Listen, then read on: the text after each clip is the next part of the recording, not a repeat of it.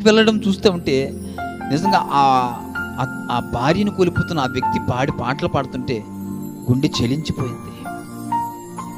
24 రోజులు గవర్నమెంట్ హాస్పిటల్లో తన భార్యకి వైద్యం చేయించాడు. ఒక్క పూట ఇంటికి వెళ్ళి లేదండి ఆ భర్త. ఒక్క పూట వెళ్ళలేదండి భర్త, ఇంటికి వెళ్ళలేదు. తన భార్య దగ్గర పరిచయం చేస్తా ఉన్నాడు. ఏంటయ్యా విశ్వాసం? నా భార్య అండి, నా ప్రేమ. ఆయన ఒక మాట చెప్పాడు తెలిసిన, నేను వెళ్ళిన తర్వాత, అయ్యా పెళ్ళినాడు ప్రమాణాలు చేస్తాం కదండి, ఆ ప్రమాణాలు నాకు గుర్తున్నాయండి. ఏమని చేయిస్తాం పెళ్ళిలో? వ్యాధి అందును, బాధ ఎందును, లేమి ఎందును,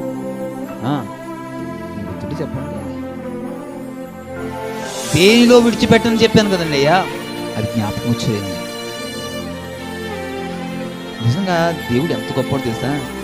నేను అనుకున్నాను, ప్రభువా నేను వెళ్ళి ప్రార్థించాను కదా, స్వస్థత జరిగితే బాగుండు కదా, నేను చాలా ఆశపడ్డాను. నిజం చెప్తున్నాను, బలిపెట్టింది చాలా జాగ్రత్తగా. నేను అనుకున్నప్పుడు, ప్రభువా ఈ బిడ్డ బాగుపడితే, మండప ద్వారపు నుంచి పాస్టర్ గారు వచ్చారు, ప్రార్థన చేశారు, మా సంఘం ప్రార్థించింది, సాక్ష్యం చెప్తుంది కదా బిడ్డ, ప్రభువా బాగు చేయొచ్చు కదా ప్రభువా, నీకు అసాధ్యమైంది లేదు కదా ప్రభువా అని చాలా దినాలు ఉపవాసం ఉండి ప్రార్థించిన పరిస్థితులు మీకు తెలుసు, మీరు ఉన్నారు, మీరు మనము చేసి. కానీ నేను అక్కడికి వెళ్ళిన తర్వాత ఆదరణ కొడుకుని చూసిన తర్వాత ఆ సంఘం ఇచ్చిన సాక్ష్యం, ఆ సేవకుడు ఇచ్చిన సాక్ష్యం, ఆ భర్త ఇచ్చిన ఆ కుమారుడు అండి, 9 సంవత్సరాల బిడ్డ ఉందండి. ఆ బిడ్డ, ఒక బిడ్డేమో 11 సంవత్సరాల మగబిడ్డ అండి. వీళ్ళందరూ సాక్ష్యం ఇచ్చిందా తెలిసింది. బాగు చేయబడితే కొంతమందికి తెలిసేదేమో, కానీ ఆ బిడ్డ చనిపోయి, ఆ బిడ్డ మరణించిన తర్వాత కూడా ఆ మరణం అనేక మందికి మార్పునివ్వగలుగుతుందని నాకు అప్పుడు అర్థమైందండి. బాగుపడితే బాగుపడిందండి 4 రోజులు చెప్పుకుని వదిలేస్తారు. కానీ ఇప్పుడు ఆ తల్లి లేకపోవడం, ఈ పిల్లల భవిష్యత్ అంతా మాట్లాడుతున్నారు. ఆ పిల్లలండి, నా తల్లి ప్రార్థన, నా తల్లి పెంపకం, నా తల్లి భక్తి, నా తల్లి యొక్క నడిపింపు అని ఆ బిడ్డల భవిష్యత్తు పూర్తి, అంటే వారి వయస్సు చివరి వరకు ఆ సాక్ష్యం ఆ పిల్లలు చెప్పకుండా ఉండలేరండి. ఆ భర్త చెప్పాడండి, గంట మాట్లాడాడండి తన భార్య గురించి. ప్రార్థన చేసి వచ్చాం. నిజంగా నేను వెళ్ళిన రోజున అడిగితే ఆవిడ చాలా లీస్ట్ స్టేజ్లో ఉంది. దేవుడు ఎంత గొప్ప.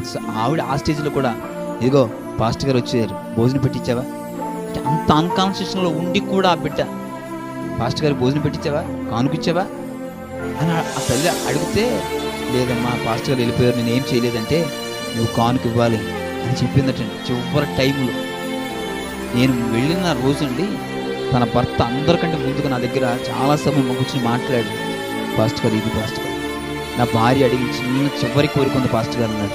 ఏం కోరిందండి?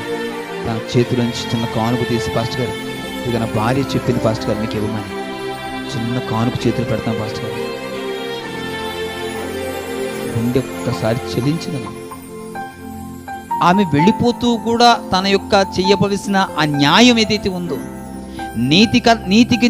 నీతికి ఆధారమైన దేవుడు చూపించడానికి తను చేస్తున్న న్యాయమైన పని ఉందే ప్రభా, ఇంత మాదిరి ఆ బిడ్డల ఉంచి, ఆ బిడ్డలు కూడా ఎంతగా ఆ బిడ్డ పాడిందండి ఒక పాట. మీటింగ్ అయిన తర్వాత ఒక పాట ఇచ్చారు, నా ఫేస్బుక్లో పెట్టాను, గ్రూప్లో పెట్టాను. ఆ పాట పాడితే సంఘం 300 మంది ఉన్నారండి, కంట తడి పెట్టని వాళ్ళంటూ లేరండి. చెలించింది గుండె. ఏంటి ప్రభా ఇంతగా గుండె చెలించిందా? ప్రతి హృదయం మాట్లాడిందండి, ప్రతి విశ్వాసి మాట్లాడింది, అయ్యా బిడ్డలను పెంచితే ఇలాగ పెంచాలని చెప్పి. నిజంగా ఎందుకు ఈ విషయాన్ని మీ ముందు పెడుతున్నానంటే అండి, దేవుడు మనల్ని కోరేది ఏంటి తెలుసా? మన హృదయాన్ని, మన జీవితాన్ని ఆయన ఆత్మకార్యానికి అప్పగించుకుని వరం కావాలండి. ఒక మాట చెప్పిన, ఈ తల్లి గర్భంలో నెలలు బ్రతుకుతామండి, నెలలే ఉంటాం, 9 నెలలు, అవునా? భూమి మీద సంవత్సరాలు ఉంటాం, దేవునితో మాత్రం యుగాలు ఉంటామండి, యుగాలు. ఇంకొక మాట చెప్పనా, ఇప్పుడు తల్లి గర్భంలో 9 మాసాలు పెరుగుతున్నప్పుడు ఏదైనా చిన్న శరీర లోపం వచ్చో, అవయవ లోపం వచ్చిందనుకోండి, ఎన్నాళ్ళు బాధపడతాం? నెలల వయస్సులో వచ్చిన లోపంతో సంవత్సరాలు బాధపడతాం. ఎస్ఆర్నో సంవత్సరాలు బాధపడతాం ఈ భూమి మీద. అరే ఈ లోపం, ఈ బాధ అని బాధపడతాం. ఒకవేళ ఈ శరీరంలో వచ్చే లోపంతో ఏది పోగొట్టుకుంటాం తెలుసా? నిత్య జీవాన్ని పోగొట్టుకుంటామండి. ఈ భూమి మీద బ్రతుకుతున్న 60-70 సంవత్సరాల్లో ఒక పాపాన్ని మనం కట్టుకొని, పాపాన్ని పోషించుకొని, పాపంలో బ్రతికామనుకోండి, ఏది కోల్పోతాము? ఆ నిత్య జీవంలో ఉన్న ఆయనలో ఉన్న ఆనందాన్ని కోల్పోతాం. ఈ శిశువు తల్లి గర్భంలో చిన్న అవయవం లోపంతో సంవత్సరాలు బాధపడతాడు ఈ భూమి మీద. చూపో, లేకపోతే మాటో, లేకపోతే వినికిడో, ఏదో ఒక లోపంతో. కానీ ఈ 70 సంవత్సరాల ఈ జీవితంలో ఒక పాపాన్ని మోసుకున్నా, ఒక శాపాన్ని మోసుకున్నా, ఒక దోషాన్ని కట్టుకున్నా యుగాలు ఉండే నిత్య జీవాన్ని కోల్పోతుందండి మానవ జీవితం. అందుకే ఈ సంవత్సరాల జీవితంలో ప్రయాసపడితే మన జీవితాల కొరకు ఆయన దిగొచ్చేసాడండి.